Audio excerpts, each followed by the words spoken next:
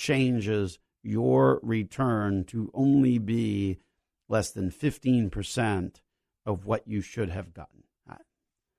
That's 85% that they're going to have to somehow make up because of their strategy of getting in and getting out. We urge people not to do that. But boy, there's a lot of distractions along the way, particularly when you start to look at investment allocations and what people still look at in terms of potential for return.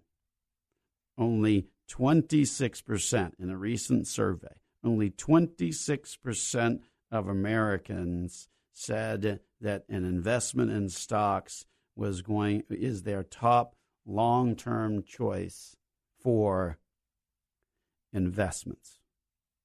They're the best option, or the perception of the best option. Only 26%. What in the heck were the other 74 picking? I don't have any idea. But only 26% said. Meanwhile, if you look at the historical numbers, there really isn't anything better over the course of the past 10, 20 years. So not sure what the other 74% were picking, but good luck to you. Maybe they were looking and getting excited about the legalization of nationwide sports gambling. Maybe that's how people are going to be supplementing their retirement, is that they're going to become prolific gamblers now that that is now available across this great country. Man, just another thing to separate you from your dollars so you don't have that much for retirement. Anyway, speaking of retirement, we're going to spend the next segment talking specifically to the millennials out there, because there's some statistics that are coming out in terms of their investment allocation that is pretty troubling when you hear the numbers.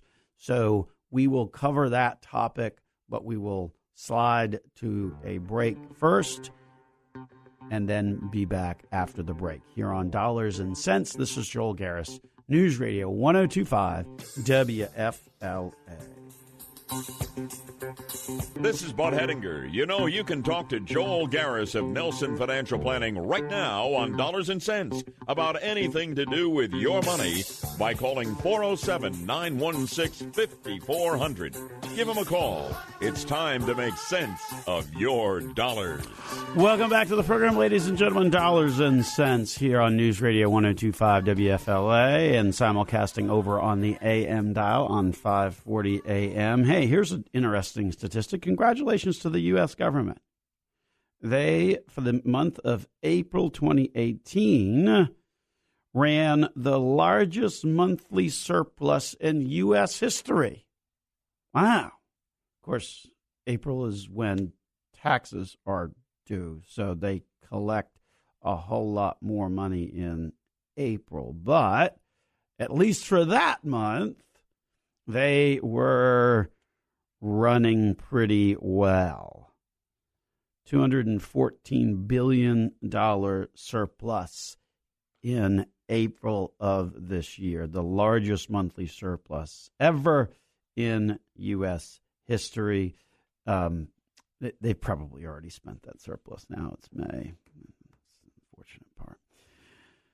Speaking of numbers from April 2018 had a jobless rate of 3.9%. I'm sure you saw those headlines, but obviously 3.9 is less than 4%. To put it into perspective of how rare it is to have an unemployment rate at less than 4, if you go back over the course of the past 40 years, so that's 4 decades, you will only find 6 months where the unemployment rate was less than 4%, at 3.9% or less. Lo and behold, April of this year, 2018, 3.9%. That 6 months out of the 40 years represents about 1% of the time where you would ever see employment at 3.9% or less. So certainly some interesting numbers, particularly when you look at the current state of the economy, specifically the unemployment rate, incredibly low for sure. So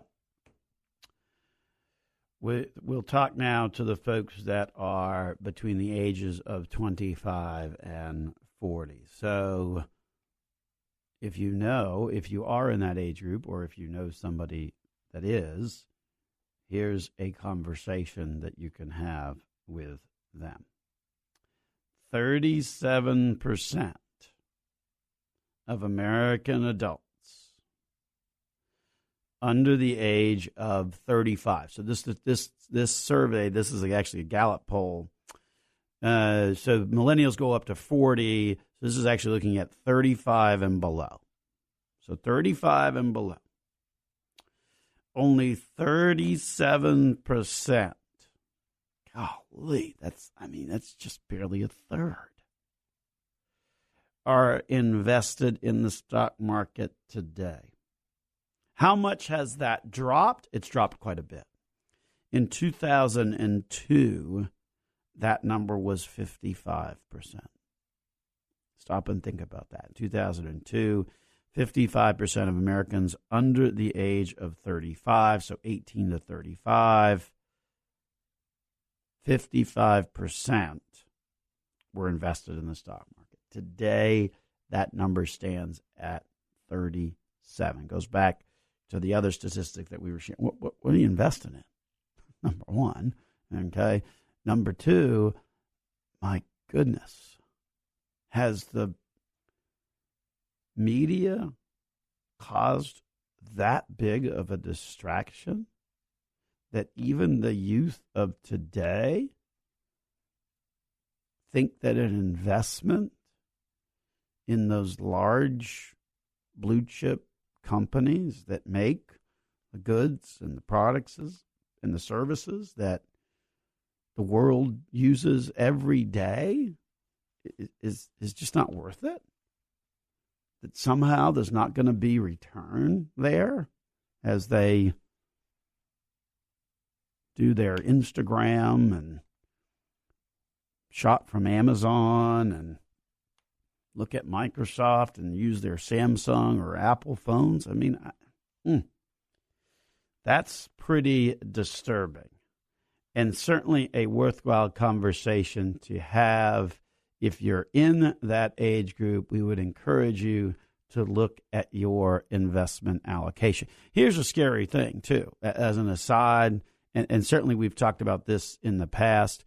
Those target date funds that are being force-fed to the public at large, particularly in the 401k platforms, even the target date funds that go out like way to 2050 or 2055, what you will find is even those funds aren't all in the stock market, which I don't know why they wouldn't be, but they're not.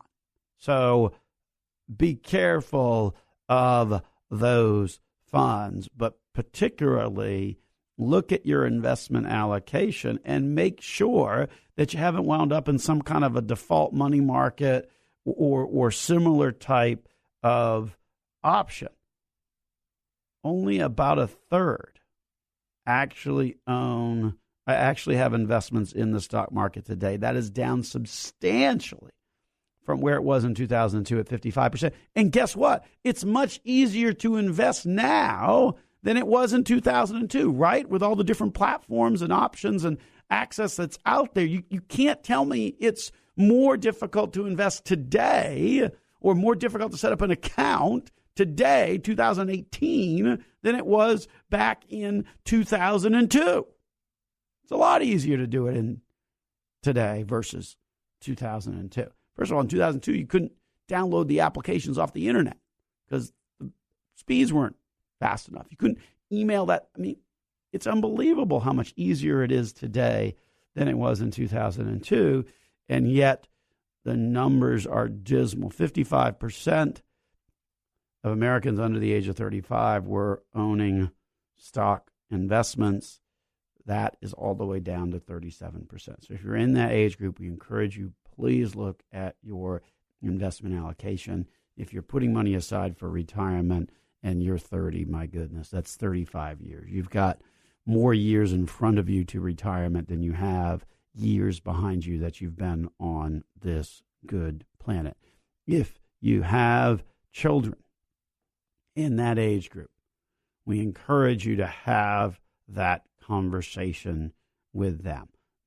It may not be something that they want to bother to look at, but the longer you go with ignoring it, the harder it is going to be to catch up.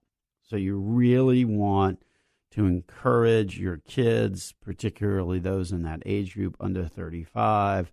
There seems to be a much bigger misallocation of those resources than there ever has been in the past. So really encourage and have that conversation and encourage your kids to take a look at what it is that they own and make sure it's appropriate. If it's in an IRA or 401k or a 403b or a 450, I mean something that they're really not going to use until retirement age, which for most of them is going to be 65, maybe even higher than that, then that's a pretty long period of time. And certainly they need to be 100% into the stock market. I would not really, for a retirement account that you really shouldn't be using, you've got to take a look at that allocation. So we encourage you to take a look at it if you're in that age group. If you know somebody who is, a kid or a cousin or whatever, we encourage you to have that conversation with them to make sure that that investment allocation is where it needs to be. It is always shocking when you look at these numbers just how little is being put in the markets today in comparison to the percentage from 10 or 15 years ago. So beware of that. So as we look ahead to this week, as we mentioned at the top of the program, busy week personally. We've got Connor's graduation coming up from 8th grade, so that should be fun. And then the school year is sort of winding down. Hard to believe it here in Florida. It's been one of those things that I can never quite get used to, having gone to school up in the great state of Maine. It was always you had to get through Memorial Day. You had to get into June.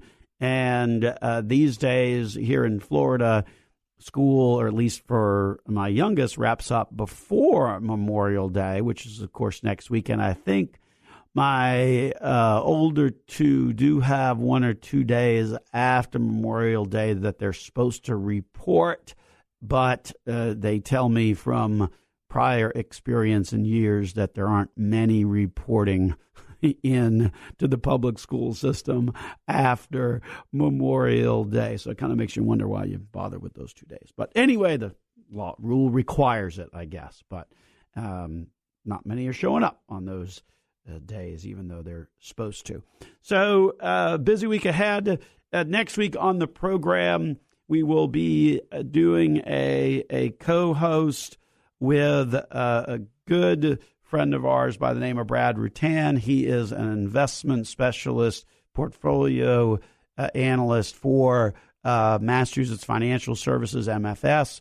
He has been with us before for our regular client events, doing presentations and things like that. So we're excited to have him on the program with us next week. We'll be talking about all of the different things that a professional portfolio manager, professional investor does on a regular basis. We'll also get his reaction to some of the headlines of the day, the economy, the midterm elections, and all of those types of things. So we'll look forward to having that program next week on Memorial Day that we will be doing with him. So stay tuned for that next week here on the program. We are out of